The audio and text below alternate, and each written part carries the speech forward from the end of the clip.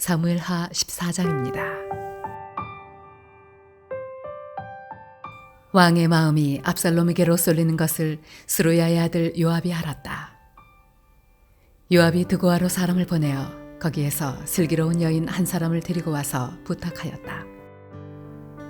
그대는 초상당한 여인처럼 행동하시오.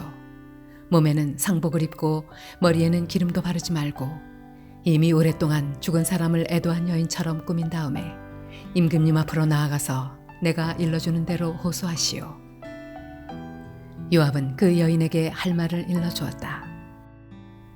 드고아에서 온 그 여인은 왕에게로 나아가서 얼굴이 땅에 닿도록 엎드려서 절을 한 뒤에 임금님 저를 살려주십시오 하고 애원하였다.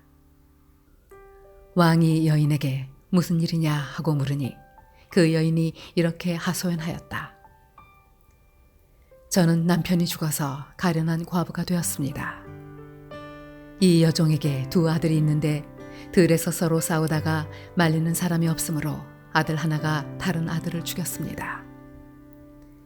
그런데 이제는 온 집안이 들고 일어나서 이 종에게 형제를 때려 죽인 그 아들을 내놓으라고 합니다.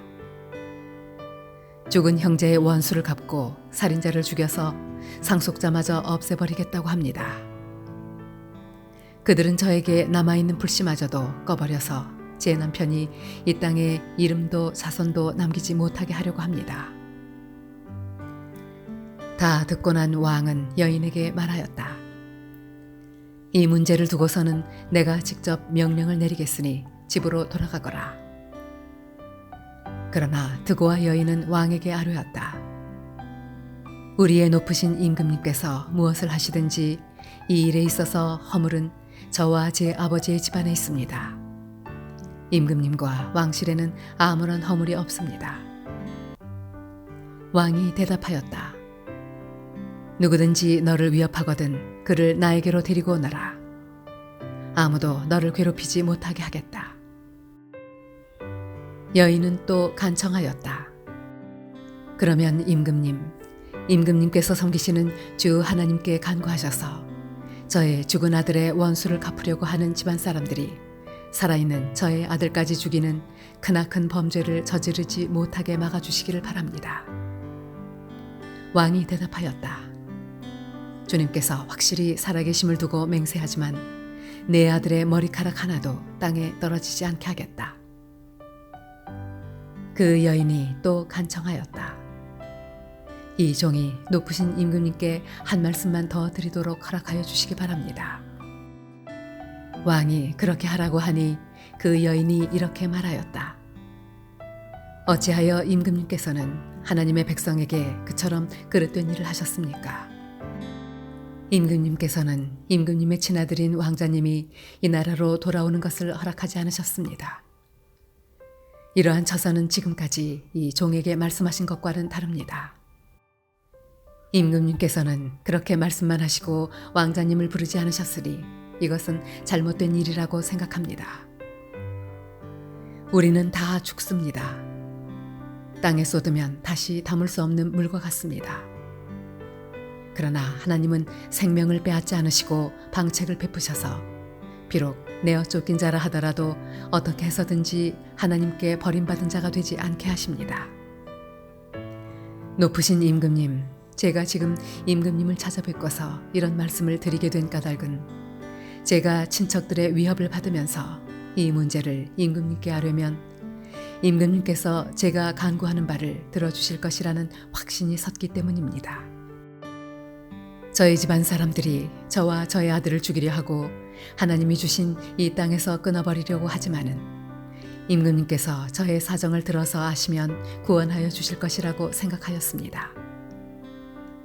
이 종은 또 높으신 임금님께서는 말씀으로 저를 안심시켜 주실 것이라고 믿었습니다. 임금님은 바로 하나님의 천사와 같은 분이시니까 저의 호소를 들으시고 선악을 가려내실 것이라고도 생각하였습니다.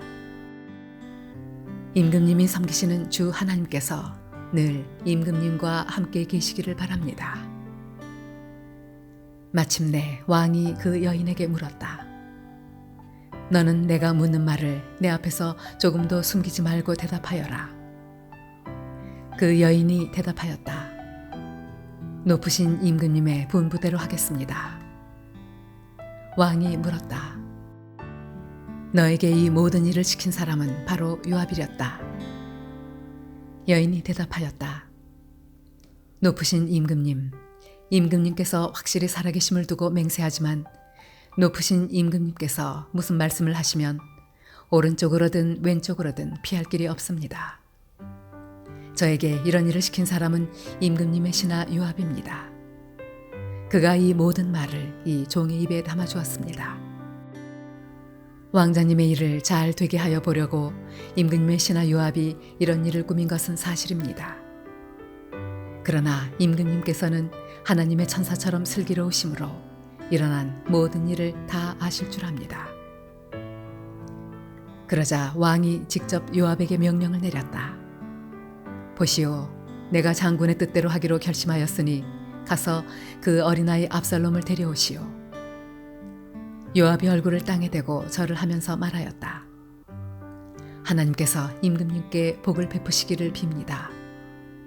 높으신 임금님이 이 종의 간청을 이렇게 들어주시니 이 종이 임금님의 총애를 입은 줄을 오늘에야 알았습니다.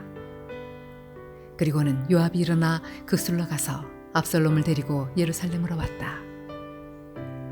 그러나 왕의 지시는 단호하였다. 그를 집으로 돌아가게 하여라. 그러나 내 얼굴은 볼 수 없다. 그리하여 압살롬은 아버지에게 인사도 하지 못하고 자기 집으로 돌아갔다. 온 이스라엘의 압살롬처럼 머리끝에서 발끝까지 흠잡을 데가 하나도 없는 미남은 없다고 칭찬이 자자하였다. 그는 머리숱이 많아 무거워지면 해마다 연말에 한 번씩 머리를 깎았는데 머리를 깎고 나서 그 머리카락을 달아보면 왕궁 저울로 200세겔이나 되었다. 압살롬에게는 아들 셋과 딸 하나가 있었다. 그 딸의 이름은 다말인데 생김새가 아주 예뻤다. 압살롬은 예루살렘으로 돌아와서 2해를 지냈는데도 왕의 얼굴을 한 번도 뵙지 못하였다. 압살롬이 요압을 왕에게 보내보려고 요압에게 사람을 보냈으나 요압은 압살롬을 방문하지 않았다. 2번째로 다시 사람을 보냈으나 그는 여전히 오지 않았다. 그러자 압살롬이 자기의 종들을 불러다가 지시하였다. 내 밭 곁에 요압의 밭이 있다. 그가 거기에 보리 농사를 지어 놓았으니 너희는 가서 그 밭에다가 불을 질러라. 그래서 압살롬의 종들이 그 밭에 불을 질렀다. 그러자 요압이 압살롬의 집으로 찾아가서 따졌다. 어찌하여 종들을 시켜 나의 밭에다가 불을 질렀습니까? 압살롬이 요압에게 대답하였다. 이것 보시오. 나는 이미 장군에게 사람을 보내어서 좀 와달라고 부탁을 하였소. 장군을 임금님께 보내어서 나를 왜 그 술에서 돌아오게 하였는지 여쭈어 보고 싶었소. 여기에서 이렇게 살 바에야 차라리 그곳에 그대로 있는 것이 더욱 좋을 뻔하였소. 이제 나는 임금님의 얼굴을 뵙고 싶소. 나에게 아직도 무슨 죄가 남아있다면 차라리 죽여달라고 하더라고 말씀을 드려주시오. 그래서 요압이 왕에게 나아가서 이 일을 상세히 아뢰니 왕이 압살롬을 불렀다. 압살롬이 왕에게 나아가서 왕 앞에서 얼굴이 땅에 닿도록 절을 하자 왕이 압살롬에게 입을 맞추었다.